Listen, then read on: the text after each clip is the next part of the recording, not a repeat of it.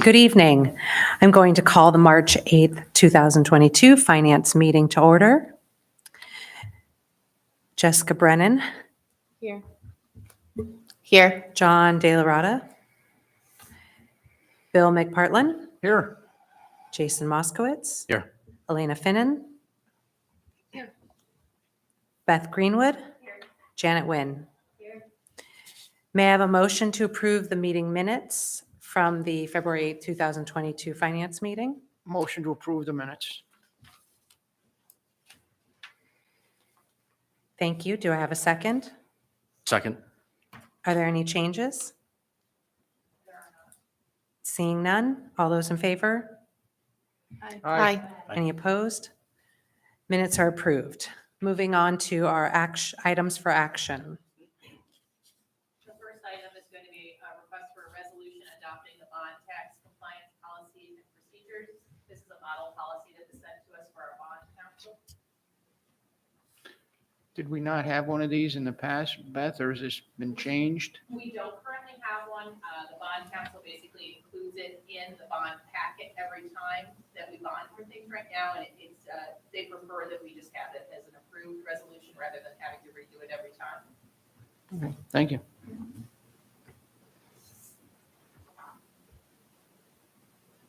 All right, second item is a resolution adopting the continuing disclosure procedures, and this is also a model policy from the bond council. And again, it's something that we normally have to do each time that we bond anything, and they just asked if we would include that in our standard policies.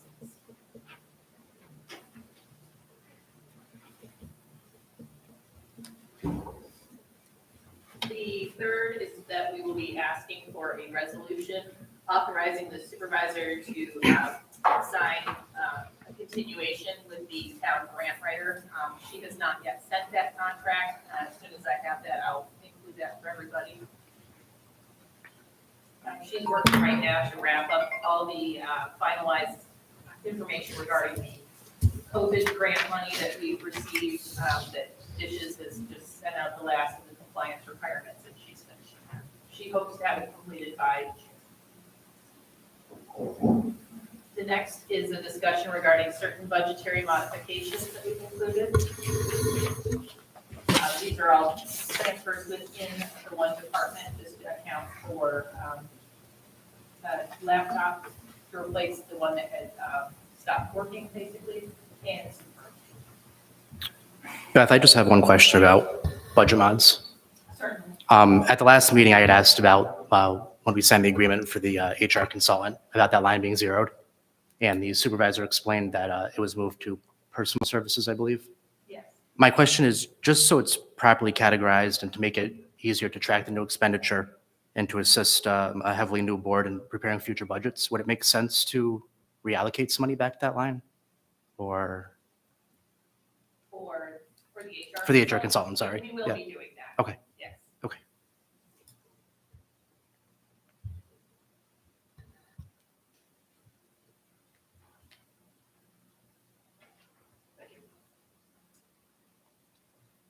The next is that we'll be requesting a resolution to bond for the capital projects and equipment. There was a spreadsheet that was attached to the information.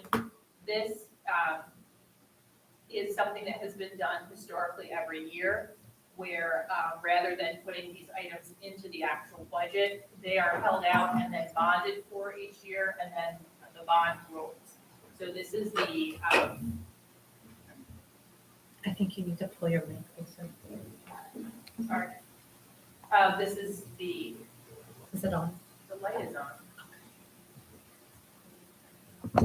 There, is that better? Yeah, okay, the light's out now.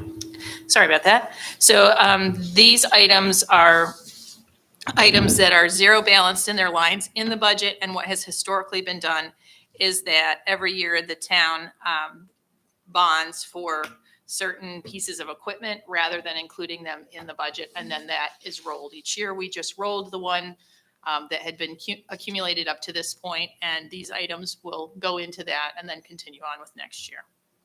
We do have a couple of updates that I'm waiting for numbers Unfortunately, a lot of these numbers were originally asked for back in the summertime, and with the changes in the inflationary rates, some of these vehicles are going to be costing a little bit more. I received some of that information this afternoon from the highway department, so I will be updating this. Our intention is to maintain the bond portion of this under $1 million. So we'll make a couple of small adjustments accordingly to keep that. The amount shouldn't change significantly, but we will just be looking at that over the next week or so. Was that sent in a Friday email or a prior email? No, that was part of the Friday email. It was an attachment. I don't see it in my email. I got the finance and I've got the tax compliance policy procedure, the debt insurance disclosure. Then I have a small general fund. It should be the next one after that. I got a blank in what I got. I don't know. I got the FOIL fees. No, it's right in between those two. I had about 8 attachments to that email. Sorry. There were a lot. Technology. There was a lot of No, they backup. just dropped out. It's not there. Oh, I've got, thank you. I've got everything but that. okay. I can get you a hard copy. That's why I asked. Yeah, no, I'm sorry about that. I don't know why that would have. That's fallen off. okay. Thank you. Mhm. Just forward that to me. I can look at it another time. All right. Thank you. Okay. I'll make a note. I can resend you that. I just read these things. I'm like, don't remember seeing that. I got it right here on the phone. And the majority of it is equipment for the highway, the parks, and so forth. Yep. Right. The next item we had on was a discussion regarding the electric vehicle charging fees. We had talked, I know Laura had brought it up previously about the actual cost of installing the charging stations themselves, and she had said it would be up to the board to decide whether or not the town was going to charge people to use those charging stations. So I just wanted to start with that conversation and see what the thought process were. I can see reasons both to charge for them and not to. So I'm just not sure which direction the board is interested in going with that. And I'd like some direction, and then we'll do the research accordingly. Okay. I just want to make sure that any of the grant money that we receive to do some of these stations don't require them to be free. Mhm. Okay. We just should check into that. I know when we installed the ones here at Town Hall, and now we're getting into installing more of these stations, we just want to make sure that we're in compliance, that we're allowed to do that. And I don't know, Laura, you're on the line. Do you know if the ones here at Town Hall have the ability to do that? No, the ones at Town Hall aren't allowed to be charged for, and they don't have the capability. But the ones that NYSERDA, the NYSERDA rebate that we're working with Livingston Energy, they're not. You can charge for those if you want to. Okay. We talked about it. I think that we were comparing our stations to the ones for the Schenectady Green Market, and they pull in $15 to $30 a year. So Yeah, I know I kind of remember that when we had the first stations here at Town Hall, having discussions about really what kind of revenue, if any, would be generated, right? Right. And then not having the ability to do that here because we felt that most of that would be used for our own vehicles and, and maybe some employees that might have an electric vehicle. yes, yep. So the ones at Town Hall don't have the capability to charge people ever, even in the future, unless we replace them. Right. Right. So these would be the new stations that we'd be looking to do that on. If you wanted to, I think we had to make an expenditure line, and we're going to put each of the stations on its own meter so that we can track them. The question is, do we want to recoup the energy costs, I guess? Laura, from what I understand from your last presentation, it wouldn't really bring in a lot of revenue. It would be maybe a hassle for our community members and not really bring in revenue to cover the cost. Right. Yeah. So, I mean, it's definitely not a revenue.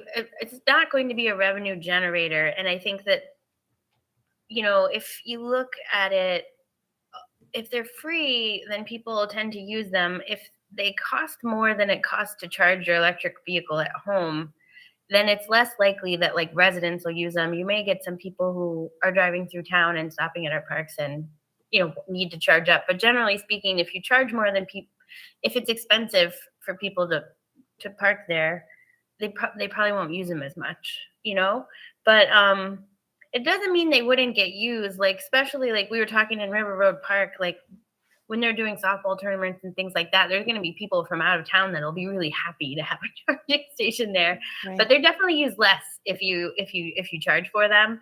But even if you do charge for them, you're only going to get what energy is drawn from them. So if you're going to expend that $15 to $30 a year to run the station, you would only be able to get $15 to $30 a year back, right? Because you couldn't make any more money than the electricity that you're using.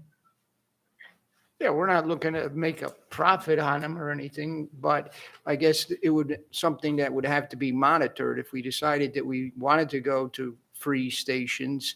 We have to make sure that they're not being abused by, either residents or, anyone else that knows, oh, I got a free station here. I'm going to charge there every week or every few days.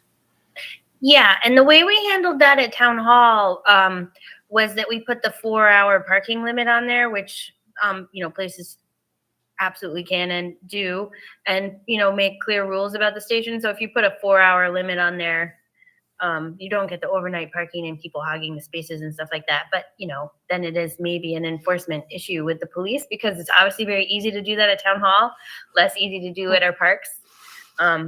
But you can put rules on them to try and discourage that, or you charge. Then I don't know how they do it, and I could ask Livingston Energy if this is a possibility. Tesla will actually start charging you more if you leave your car at the station once it's fully charged, to discourage people from being plugged in for too long. But I don't know if Livingston Energy can do that or not. Well, these new stations that we're getting are going to have the ability to charge, correct? Not like the ones at Town Hall where we don't even have the ability for anybody to put a credit card in there or charge. Yes, these ones are going to be like internet based, fully able to charge whatever, fee that you guys would want to charge for them. They will have that capability. You could turn it on immediately, or you could wait and see. Yeah, but I think it's kind of unrealistic, again, my opinion, for our police department to try to monitor, the time limit of people parking at the charging stations. And realistically, there's nothing that they could do unless there was a code that provided for penalties. Right. We'd have to set another local law or whatever for that. Some things to think about. They Laura, are going to be great. And it'll be fine either way you guys decide to do it, because regardless, people will use them and it's going to offset greenhouse gas emissions. So you can't really go wrong whichever way you decide. No, I think it's great that we're going to have them. I think, who decides what those rates are for these chargers? So typically, people don't pay more than 15 cents a kilowatt hour for electricity. So you wouldn't see anything more than like 15 to 25 cents a kilowatt hour at a charging station. But, it is, if electricity prices spiked, fantastically or something, you can modify it. But you're typically not going to charge too much more than what you're being charged. No, right. We don't want to charge too much more. We want to encourage the use, if you will, make it convenient and somewhat encourage it. But I think that people that have those type of vehicles are very conscious of what the kilowatt rate is. And, that they're aware that they can get a little bit of better rate here or there, they may use it, which is fine. Yeah, I agree with you. They definitely know what the kilowatt hour rate is. I've noticed that. Laura, do you know what they charge in Schenectady at those at the EV stations you mentioned in Schenectady? Yeah, I think they're 15 cents a kilowatt hour. Let me just check that. Is there a Well, way actually, it rotated. So at Schenectady, sometimes they charge 7 cents and sometimes they charge 12. Oh, no, sorry. I can't actually tell that. That's what they were charged. So they may have charged 15 cents a kilowatt hour, and you know how energy fluctuates? Their low rate bill was 7 cents a kilowatt hour, and their high rate on their bill was 12 cents a kilowatt hour. I don't know what they charged. I'm looking at a research report here and I see that there's different levels of charging, level 1, level 2, and level 3. Do you know what our charging stations will be? Yeah, so ours will be level 2. Level 1 is just like plugging your car into like a plug at your home, and it's like a trickle charge. So they charge pretty slowly. You need your car plugged in all night. At a level 2 charging station, you can typically charge your vehicle in 4 hours. Like that's why the 4-hour parking limit. I mean, if it's totally empty, it's going to take 6 to 8 hours. But most people, they don't wait until their car's, except for maybe like my dad. But most people like wait, they're going to charge their car when it's at like 25 or 50%. So that, a level 2 charging station is kind of perfect for that. You can just park and play at the park and then fill up your car and then you can leave. And then the level 3 is the super fast charging stations, and they can charge your car in like 20 minutes. But they cost really a lot of money to install right now And according to this website, they degrade the battery faster. because it's charging so quickly. I mean, Yeah. it probably depends on the technology. Like the Teslas, most of them are level 3. Okay, so I meant to do this earlier, so I am doing it now. This is from esource.com, but it does say in their survey of folks who either have EVs or want to have EVs, for public level 2 charging, we gave options for different prices per hour. Assuming a 6.6 kilowatt charger, we asked respondents what the highest price they would pay for a public charger, assuming they had a level 2 charger at home, and that cost was 75 cents per hour to use. Most EV owners were willing to pay up to $3 per hour. Those considering an EV were more sensitive about the price. More than half said they would pay no more than 75 cents or $1 per hour, and only 5% said they'd pay $4 per hour. Yeah, so just to put that in context, and I am not an expert on this, I mostly listen. Someday I want to own an EV car, but I don't right now. But I think that the when it says they would pay $1 an hour, the kilowatt, like the 15 cents a kilowatt hour, can be drawn out of the station like faster than an hour or something. I don't really know. So like if you were parking your car there, like, and it was fully you may actually incur a $2 fee for only having been parked there for like an hour and a half. It's just confusing the way the electricity works. If you look at what the station outputs, like let's say it's a 6.6 kilowatt hour station, which would be level 2, you can use 6.6 kilowatts for the hour that you're there. So if let's say you were charged 15 cents per kilowatt hour, you'd multiply that by 6.6, and that's what you would pay per hour if you were sitting at that charger. Thank you, Seth. So those fees don't translate into $3 per kilowatt hour. They're translating into something like 15 cents a kilowatt hour, or maybe even a little less. Thank you. Thank you, Laura. That was very helpful. Thanks. Maybe Elena would know. Is there a way to do it one way for 6 months, collect data, and then decide to charge or to stop charging? Depending on if, no? More? Okay. Laura, do you know the answer to that? Oh yeah, you could definitely do that. I think just I don't know if like, we would, need to set a policy or something like that. But I don't think so. I mean, that's just my opinion. Maybe that's what she was asking you. Like, we put the stations out, see how much they're used and what they're costing us. And then if it seems to be a little higher than what we expected, we could start implementing a charge to people of 15 cents a kilo or whatever we need to offset some of the electricity that we're surprised by. I don't think that that's like not putting people on notice, or if we need to notice for, going from no charge to charge, I guess, I mean, they're ours, like we're sharing them with people. Thank you. Okay, thanks. We had started the discussion last time regarding the FOIL fees. I had included how HHS does their fee services. I did ask Frank, he made calls around to the local municipalities. No one in this area is currently doing this, even though it is currently allowed. So I just wanted to touch base with the board. Is this something you're interested in pursuing, or would you just rather hold on this for the time being?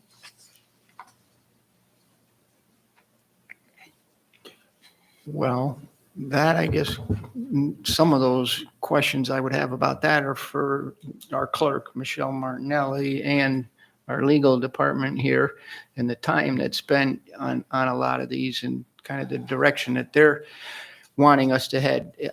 I get a sense that the clerk is wanting us possibly to do this, to charge for this. I get the same sense from my conversations with her. I mean, technically, the law allows for us to do it, so it's just a matter of do we want to do it. I mean, I know Janet's had a couple that have come in that have been very, very time consuming. Michelle's had a couple that have come in that have been very, very time consuming. From my standpoint, I review them in addition to all the additional work that the other departments do. If it's something that involves like putting something on a thumb drive, we do charge for those things already, but we're just not charging for the time.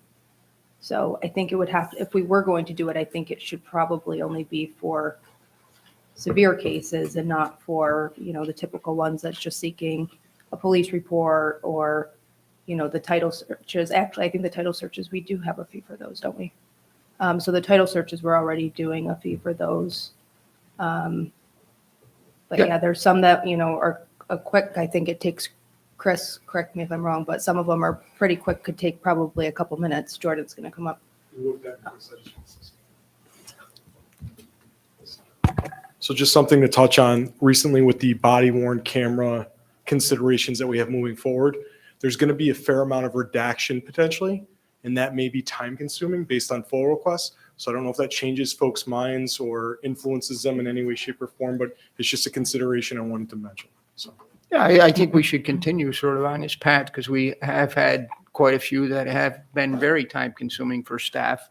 We're not trying to discourage anybody from putting out these requests for the information.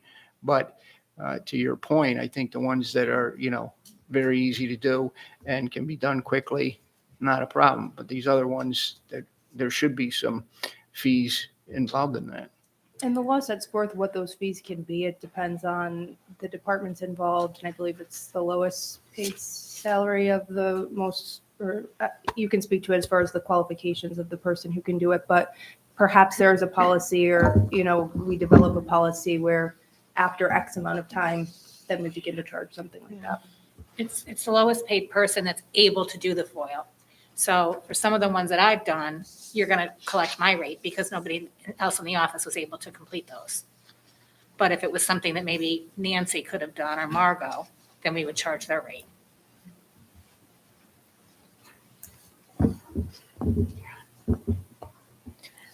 I think we should continue to pursue this option. What would be the next step?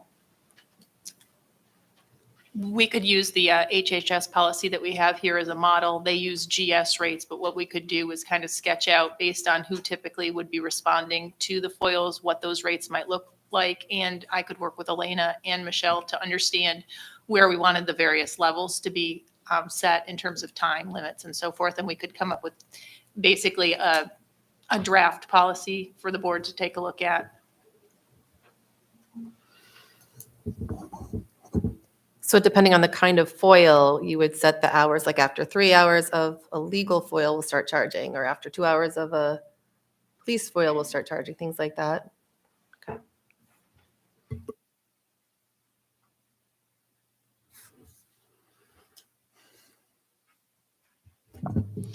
Okay, and the final item I had that was the discussion regarding the 2021 budget challenge and the potential impact to the process of finalizing the annual update documents for 2021. We had a great call this afternoon from the Office of the State Comptroller, and we have a way ahead with that, and it will not require any board action. So we'll simply take on that work and have it completed on schedule. Good news.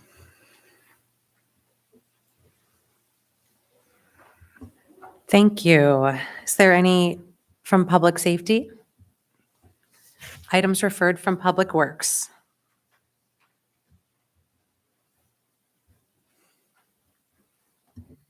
The first item, is this on? Should be, I think. There we go. First item, backhoe wiring repair. Required some repairs to be made to one of our backhoes, and the amount $49.31, which is within our budget amount, and just needing approval from the Finance Committee on that. Item 2, pump repair for the Buckingham Pump Station. This is a sanitary sewer pump station, a submersible pump requiring a repair of $4,500, seeking approval from the committee for that. Approval for effluent sampler. This is at the wastewater treatment plant. Equipment to take the samples for our effluent water leaving the plant within the budget of $76.86, and seeking approval for that. We do have the allotted a budget for each of these items, and so just seeking the approval for that. Any questions? Thank you, Dan.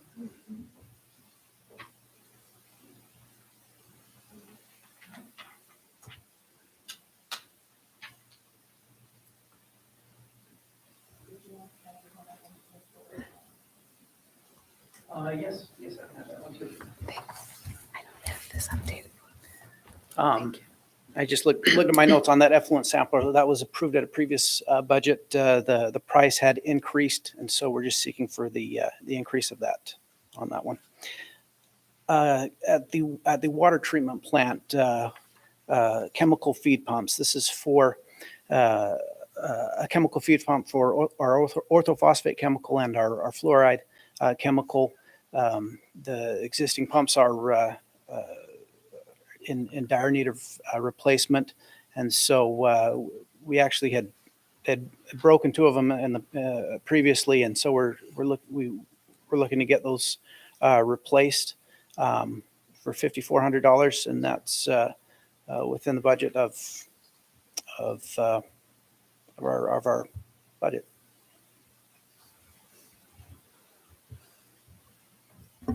Thank you. Any items referred from transportation? Items referred from community programs? Any items referred from economic development? That's a no. And we have one additional item that I would like to request. It's going to need approval. Adding from the floor, it's approval for the annual maintenance fee for the BAS system. It's $7,076.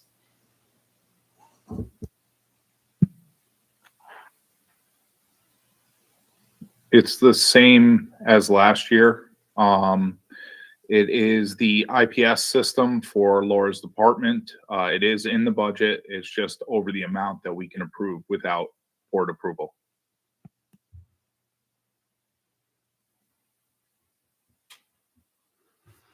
Thank you. So that's all we have for tonight's finance meeting. At this time, I'd like to make a motion to adjourn. Do I have a second? Second. All those in favor signify by saying aye. Aye. Aye. All right, we stand adjourned.